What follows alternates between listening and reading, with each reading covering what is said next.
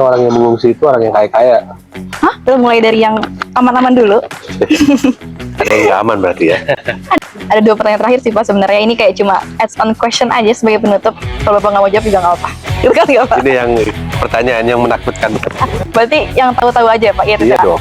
Nggak ribet kayak di Indo ya, foto KTP, ini itu. Ya masalahnya kalau di Indonesia ya itu cerita lain lah nanti. Mancing-mancing terus nih pertanyaannya nih.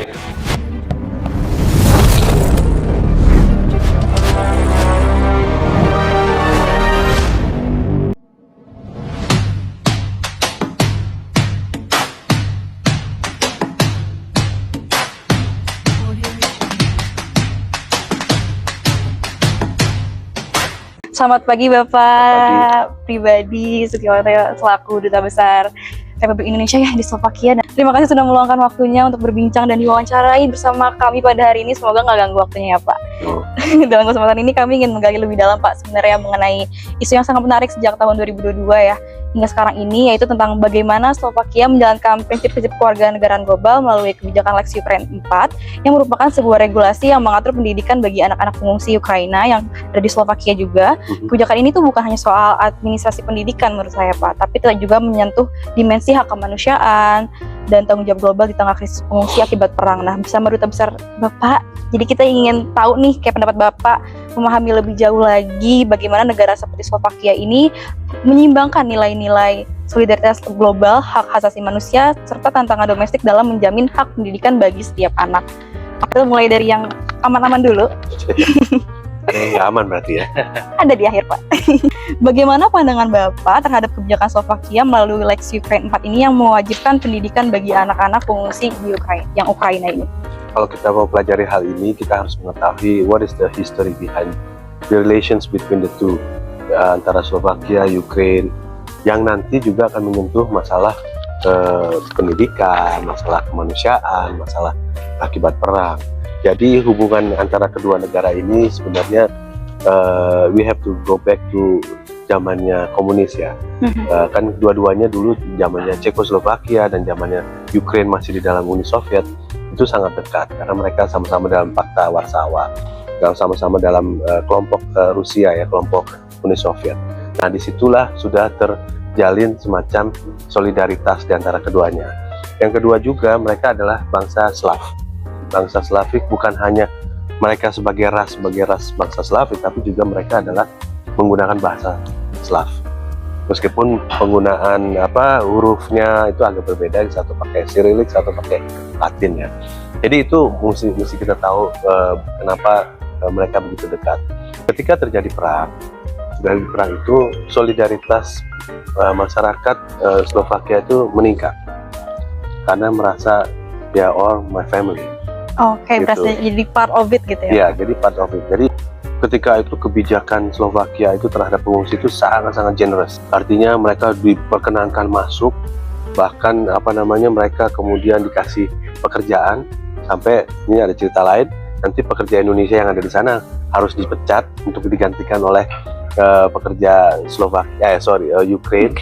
Kemudian juga untuk sekolah mereka free of all. Anak-anak asing atau apa yang masuk di dalam waiting list udah hilang itu nanti. Jadi orang Ukraine yang harus pertama kali masuk. Jadi mudah ya Pak? Iya, sangat mudah. Pokoknya begitu daftar saja, mereka tax free. Kemudian juga kalau belanja dibayarin pemerintah 50%. Jadi banyak kebijakan mereka yang sangat pro terhadap Ukraine. Kalau sekolah jelas mereka akan mendapatkan fasilitas sekolah langsung masuk pada anak-anak Ukraine, dan mereka disuplai semua kebutuhan sekolah. Jadi itu sebabnya kenapa mereka sangat-sangat you have to know the history, kedekatan mereka. Tentunya kalau kita belajar mengenai ini lagi akan jauh panjang ya kita nanti. Iya. Tapi berarti emang dari sananya juga warga-warga Slovakia juga welcome gitu. At the beginning yes. At the beginning. Tapi nanti kita cerita at the end. Apakah menurut Bapak kebijakan ini menunjukkan komitmen Slovakia terhadap prinsip-prinsip kewargaan global, terutama dalam menjamin hak pendidikan bagi semua anak tanpa diskriminasi kewarganegaraan? Well, at the end yes. Pada akhirnya tentunya ya. Tapi pada awalnya seperti yang saya bilang tadi, ini adalah solidaritas bangsa Slav. Jadi sama-sama bangsa Slav, kemudian sama-sama sebagai bangsa yang pernah diopres oleh Rusia atau Uni Soviet ketika itu ya kan. Akhirnya tentunya adalah suatu kewajiban bagi Slovakia untuk lebih memperhatikan mereka mulai dari hal-hal kecil sampai terutama untuk sekolah dan juga tentu untuk kemanusiaan kan ini kan. Jadi Lex Ukraine ini sebenarnya sangat mudah ya Pak, apalagi kayak cuma wawancara biasa, apalagi yang anak-anaknya benar-benar cuma ya masuk kamu sekolah. Even dia tidak perlu diwawancara segala, udah masuk-masuk hanya didata bahwa ini anak Ukraine asal dari kota apa gitu. Saya pertama waktu perang itu terjadi, saya sempat pergi ke daerah perbatasan antara Slovakia dengan Ukraine, daerah Košice namanya. Itu cara pendaftarannya untuk masuk orang aja. Nama kamu siapa? Dari mana? Ada berapa yang masuk? That's it, masuk. Selanjutnya ada yang wawancara untuk pekerjaan, untuk sekolah, untuk benefit yang lain ya. Kalau mereka kan yang di bawah umur, saya lupa, 30 atau 35, itu tidak boleh keluar. Orang Ukraine ya, karena harus berperang, yang laki-laki. Tapi kalau yang udah di atas 35 atau 40, saya lupa, itu boleh mengungsi. Nah itulah yang diperiksa, profesinya apa. Oke, nanti kamu ke sana, nggak ada yang nama. Itu bukan hanya oleh pemerintah Slovakia ya, tapi juga oleh misalnya organisasi IOM, misalnya UNHCR, kan ya. Terus kemudian juga yang mau sekolah, usia berapa sekolah, langsung nanti sekolahnya di mana. Nanti mereka dibawa ke tempat penampungan orang-orang Ukraine. Itu bukan hanya tempat-tempat penampungan, tapi justru rumah-rumah orang Slovakia itu mau dia untuk menampung dan disediakan host family. Wow. Terutama untuk di daerah timur ya, yang berbatasan dengan Ukraine, karena mereka kedekatan daerah itu sangat kental ya. Jadi benar-benar open banget sih, nggak ribet kayak di Indo ya, fotokopi KTP, ini itu. Ya masalahnya kalau di Indonesia ya itu cerita lain lah nanti. Bagaimana kebijakan ini mencerminkan peran negara penerima Slovakia dalam menegakkan nilai kemanusiaan dan solidaritas global di tengah krisis pengungsi akibat perang yang terjadi di Ukraina. Jadi kayak gimana kebijakan itu nyerminin peran negara gitu? Well, itu sudah membuktikan apa tadi saya sampaikan, membuktikan bahwa peran negara itu sangat penting. Semua all organized by the government, ya kecuali yang badan-badan internasional seperti IOM, tahu kan IOM?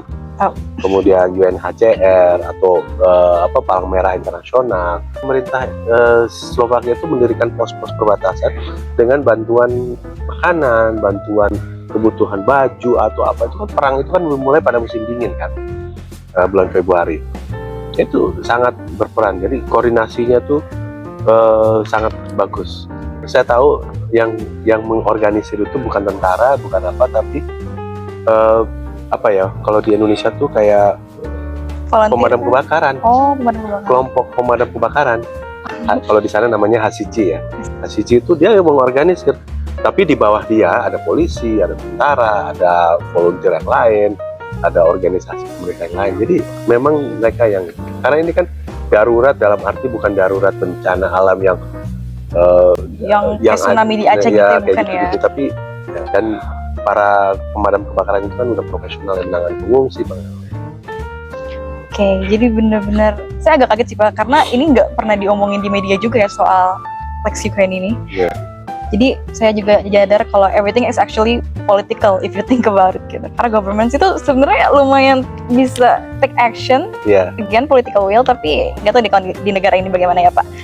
Mancing-mancing terus nih pertanyaannya nih. Dalam implementasinya, apakah Slovakia menghadapi tantangan administratif atau sosial dalam mengintegrasikan anak-anak pengungsi ke sistem pendidikan lokal? Misalnya kendala bahasa atau bagaimana? Kalau dalam hal bahasa tidak ya, karena bahasanya mereka mirip. Ya, Slav tadi yang saya bilang ya, Slavik ya. Tapi kendala yang mereka hadapi adalah gini, sekolah di sana itu jumlahnya nggak banyak. Dalam arti, tadi saya udah bilang, bahwa ada orang yang masuk di dalam waiting list, terutama orang asing misalnya. Jadi yang menjadi kendala mereka adalah bagaimana mereka mendahulukan orang Ukraine. Jadi akhirnya me-eliminate orang-orang yang di waiting list tadi.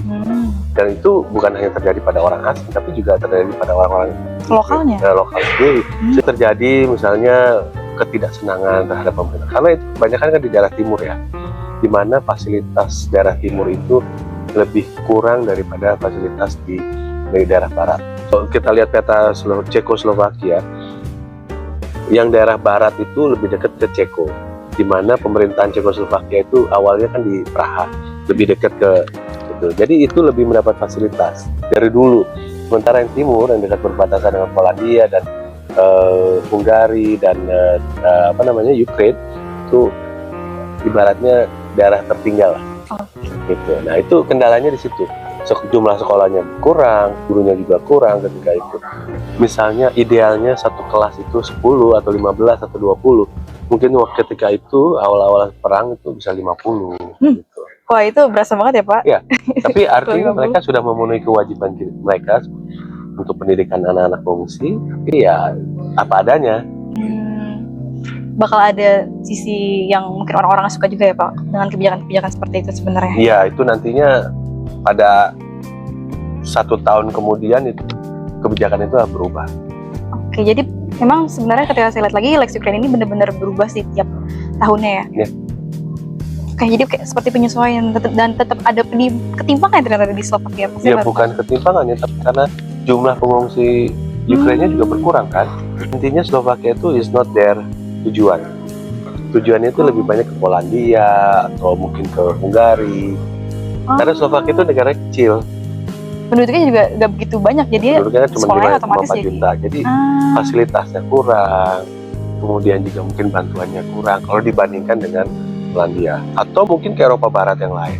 Oh, jadi it's not their first choice gitu ya? You have to understand that Slovakia itu diuntungkan juga karena dia anggota Uni Eropa. Ya, jadi ketika mereka masuk ke Slovakia, yang penting saya masuk dulu ke salah satu negara Uni Eropa. And after that, dia bisa milih, mau milih ke Inggris, Belanda, ke Prancis, ke Jerman, Polandia. Saya pikir ketika sudah, yang tadi Bapak bilang tadi, udah ada namanya, umurnya dan lain-lain itu sudah mengikat gitu, nggak boleh kemana-mana lagi. Enggak. Oh. Itu kalau pengungsi perang. Perang maksudnya dalam arti kayak di Timur Tengah atau apa gitu ya. Itu akan seperti itu. Atau misalnya pengungsi Timur Tengah ke Eropa itu pasti gitu. Karena mereka masuk ke dalam camp konsentrasi, quote-unquote. Ya. Oh, ini kan enggak. Apakah ada perbedaan perlakuan atau kebijakan khusus antara sekolah lokal dengan sekolah yang menampung anak pengungsi dari Ukraina ini, atau sebenarnya itu mereka dicampur gitu sekolahnya? Mereka dicampur, tapi menimbulkan jealousy. Jealousy. Ya, terutama terhadap orang-orang asli, bukan orang asli, tapi orang Slovaknya sendiri. Yaitu tadi, uang sekolah nggak bayar. Completely free? Completely free kalau sekolah. Biaya-biaya ini buku segala semua dikasih. Gitu. Sementara mereka yang asli kan, yang orang Slovak harus bayar, harus apa gitu. Jadi ada kecemburuan. Ya, itu nanti akan akumulasi di tahun-tahun selanjutnya. Supaya bisa lebih adil ya. Tapi sebenarnya adil ini lumayan maksudnya akumulasi itu, kecemburuan itu akhirnya makin meningkat. Sehingga menimbulkan quote-unquote semacam pemberontakan dari masyarakat Slovak. Oke. Kalau saya memosisikan diri saya sebagai masyarakat asli Slovak, jika saya malah harus bayar ketika yang lain tidak bayar, itu mungkin ada sedikit jealousy. Oke, ada 2 pertanyaan terakhir sih Pak sebenarnya. Ini kayak cuma adds on question aja sebagai penutup. Kalau Bapak nggak mau jawab juga nggak apa-apa. Ini yang pertanyaan yang menakutkan. Enggak apa, ini udah diperhalus. Oke, apakah anak-anak pengungsi Ukraina yang bersekolah di Slovakia ini mendapatkan perlakuan yang benar-benar setara dengan siswa lokal? Tanpa adanya label atau stigma sebagai pengungsi, karena ya namanya in reality, jealousy itu bakal tetap ada. Kalau menurut Bapak gimana? Apakah ada kejadian? Ya itu tadi yang saya bilang, pada awalnya mereka diperlakukan as a, what you call it, dengan rasa kasihan, dengan rasa sesama bangsa Slav ya, dengan rasa kemanusiaan. Tapi lama-lama mereka jealous yang orang Slovakianya, karena treatmentnya kan lebih bagus, lebih enak, kemudian juga mereka semua mostly gratis.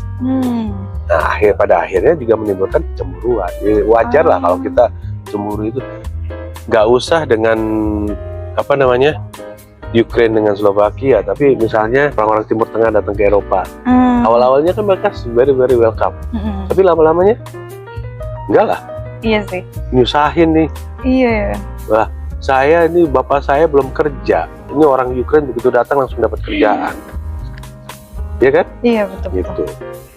pendidikan itu wajib, tapi karena treatmentnya berbeda, akhirnya sehingga treatment bukan pemerintah ya, we are not talking about pemerintah ya, We talk about the people. the people itself as your passion itu akhirnya kadang-kadang terjadi konflik. Tapi mereka tuh bayar pajak gak sih Pak, pengungsi-pengungsi ini atau? Oh, so it's completely from pajak-pajak warga negara Slovakianya dan Itu mereka. another reason kan, Oke, aku udah melihat ya kayak kan? gak berat apa Benang merah. benang merahnya gitu ya. Sekarang biru banyak kan, benangnya udah biru, Oke. nggak merah lagi. Maksudnya apa tuh Pak? Oh, iya. Terus tanya selanjutnya, Banyak yang menilai bahwa penerima pengungsi oleh Slovakia ini tidak sepenuhnya dilandasi alasan kemanusiaan. Ada juga yang bilang mungkin cuma pertimbangan politik gitu. Menurut Bapak sejauh mana kebijakan ini memang didorong oleh komitmen kemanusiaan dan sejauh mana oleh kebutuhan politik negara? kalau dibilang pertimbangan politik yes, Oke. tapi dibilang pertimbangan Kemanusiaan? kemanusiaan is also yes. Pertama adalah kemanusiaan, kedua adalah masalah sebangsa, Sebangsa. Slav ya, Slav. meskipun negaranya beda. Nah, yang ketiga politik. Tapi di dalam kurun waktu selanjutnya, karena di Slovakia itu sendiri terjadi pergantian pemerintahan, ini menjadi berubah. Politik, kemanusiaan, dan sejarah, Sejarah. kebangsaan ya. Politik kenapa? Karena pemerintahnya itu sekarang, pemerintah di Slovakia itu very close dengan Rusia,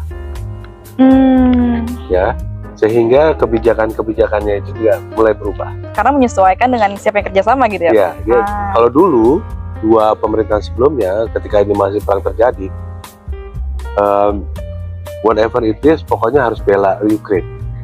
Kalau sekarang, ketika Ukraine ingin minta bantuan persenjataan misalnya, kalau dulu dikasih, Kalau sekarang nih, kalau sekarang suruh beli, Hah? suruh beli, iya, ya makanya jadi kayak kita ubah aja kali kebijakannya. itu Oke. berubah. Ya tentunya ini juga mengubah kebijakan yang lain. Karena di samping itu juga terakhir pertimbangan ekonomi, uangnya jadi banyak yang keluar kan untuk pengungsi-pengungsi itu, sehingga inflasi nih. Karena itu kan bukan uang masuk, uang keluar, masuknya nggak ada kan, masuknya bukan dagang. malah lebih keluar lagi ya kalau harus beli senjata lagi. Iya nggak, artinya membantu pengungsi itu kan uang keluar, Iya, nggak ada uang masuk. iya kan, Betul. gitu. Jadi akhirnya mereka mengubah kebijakan itu, tapi untungnya seiring dengan berkurangnya jumlah pengungsi itu sendiri. Sekarang itu almost none of the pengungsi itu masuk. Yang ada itu aja orang mau jalan-jalan ke Slovakia balik lagi. Karena sekarang kan yang dibom-bom itu atau di perang itu kan sebenarnya di sebelah timurnya Ukraine kan, Iya. daerah perbatasan dengan Rusia, paling jauh sampai Kiev atau enggak ke kota Kharkiv misalnya. Tapi nggak pernah sampai ke daerah timur barat sampai ke perbatasan. Dan orang Slovakia juga makin mengerti, makin melihat buka mata gitu, ternyata orang yang mengungsi itu orang yang kaya-kaya. Hah? Iya. Saya baru tahu. Kalau begitu masuk ke Slovakia itu mobilnya bangsanya Lexus, bangsa Mercedes yang keren-keren gitu. Nggak expect sih Pak kalau pengungsinya juga kaya. Jadi Karena artinya mereka pertama, ketika mereka menjadi mengungsi, mereka harus bayar. tiket ya. Bukan tiket lah, kan itu bisa jalan darat. Oh iya. Nyogok orang perbatasan. Misalnya saya ini umurnya 30, saya nggak mau ikut perang, bayarlah uang perbatasannya keluar. Bayarnya berapa? Pasti kan mahal. Oh ada juga ya Pak di sana? Ada lah. Emangnya cuma di surga aja kayak gitu? Ya karena Di kayak surga jadi, aja yang ada yang kayak gitu. kayak jadi kayak bikin SIM gitu Pak kalau Bapak ngomongnya kayak gitu. Ya sama di mana-mana Asalnya di dunia itu begitu. Jadi jangan berpandangan bahwa kalau di barat itu nggak ada. Kayak bagus-bagus Kayak semua gitu. bagus. Aduh. Itu hanya ada di jalanan di. Yang ada di sosial media sama aslinya kan berbeda. And gitu. how who control the social media sekarang? The algorithm, the government. Kan? Which government tapi tanya kamu lagi. Kan bukan Indonesia, coba aja kalau saya lihat. Siapa? Kan kelompok-kelompoknya di Amerika sana. Sih Bapak, itu aja pertanyaan kita, sudah menjawab semuanya. Alhamdulillah, terima kasih Bapak sudah Sama-sama. meluangkan waktunya. Bahkan mau tanya-tanya yang agak uncomfortable question gitu ya, mungkin pendapat pribadi juga. Kalau menurut Pak Dhani ini pertanyaan-pertanyaan itu ya, masih aman ya? apalagi kalau buat dia. Kalau buat saya masih suka deg-degan gitu bertanya. Terima kasih Bapak sudah meluangkan waktunya pada hari ini. saya Naurania Bari dan teman-teman saya, rekan saya Cendana yang ini pakai kacamata, dan ini Dewinta. Udah bener-bener grateful banget karena kayak awalnya tuh sebenarnya susah ya Pak, dari kayak nge-match jadwalnya ketika kita mau wawancara bapaknya lagi di luar negeri. Jadi saya benar-benar terima kasih udah mau menemukan waktu hari ini. Terima kasih Bapak. Saya juga terima kasih karena ini kan juga saya masih jangkau sebagai warga UPN ya.